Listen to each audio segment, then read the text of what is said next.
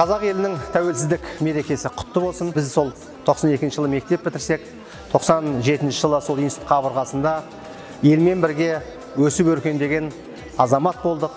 Біз институтымызды бітіп, қолымызға диплом алған тұста, елдің азаматы ретінде жаңадан көтерілген елордамыз Астанаға өз үлесімді қосуға 2000 жылдан бері осы елордамызда тұрып жатырмыз. Әрине, біздің тәуелсіздігіміздің бір символ ретінде, тәуелсіздігіміздің айғағы ретінде, дамып жатқан мемлекет ретінде біздің Астанамыздың, яғни елордамыздың алар орны ерекше. Көз алдарыңызда елордамыз қандай көркейіп өскен болатын болса, біз де сол осы тәуелсіз елмен бірге елдің азаматы болып қалыптастық. Сөзсіз оған осы елдің тыныштығы, осы елдің дамуы, әрбір жеткен жетістігінің барлығында, бас аяғында өзіміз жүргеннен кейін бізге өте бір ыстық.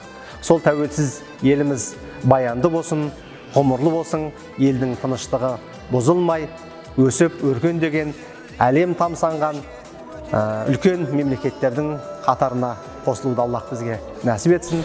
Тәуелсіз мерекелеріңіз құтты болсын.